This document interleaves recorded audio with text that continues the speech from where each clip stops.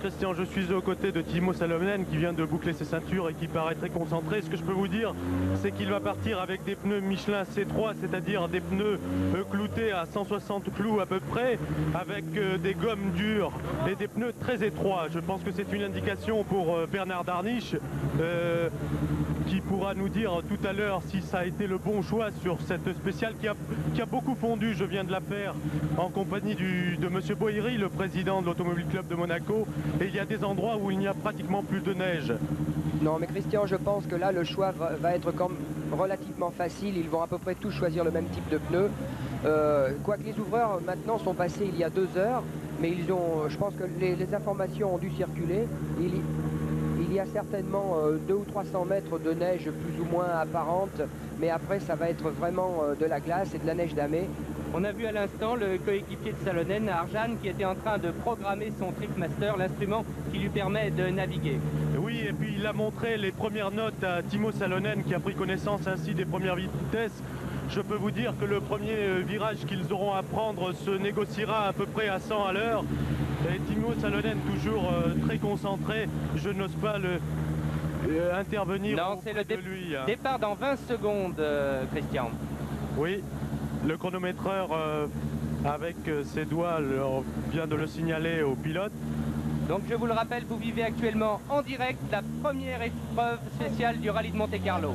3, 2, 1, c'est parti.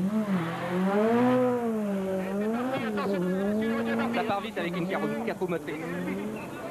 Oui, vous voyez, on voit très bien que la neige n'a pas d'adhérence, c'est de la soupe en fait. Là, maintenant, il va retrouver de l'adhérence, plus il va monter, plus les pneus vont être efficaces. Mais au départ, c'était de la neige très instable et très difficile à conduire, où il y a des risques de sous-virage. C'est-à-dire sous-virage, l'auto ne veut pas tourner, elle part tout droit. Beaucoup de monde. Vous voyez, on voit que c'est très instable. Ce sont des voitures qui ont quand même 450 chevaux. Il faut le rappeler, c'est très difficile. Oui. En piste, Timo Salonen. Regardez la position de la voiture. Là, Timo Salonen se bat vraiment comme un fou. C'est très important au niveau d'un prologue de faire un temps pour la marque, pour la publicité. Dans l'absolu, ça n'a pas une réelle importance pour le classement, mais de toute façon, pour la marque, je pense que le pilote qui va faire le meilleur temps va être quand même au niveau publicitaire pour la marque payé de beaucoup de travail. Et on va attaquer la ligne droite. Là, ça va très très vite. On le voit d'ailleurs. Près de 200 km à l'heure. Timo Salonen conduit parfaitement bien, il ne perd pas de temps dans des travers infinis, regardez, c'est juste ce qu'il faut. C'est de la dérive, ce n'est pas du travers, c'est de la dérive. Il attaque, hein. La voiture est parfaitement efficace. Ça va très très vite. Il n'a pas a priori de problème pour transmettre la puissance, donc le choix de pneus est judicieux. Ça va faire un très bon temps.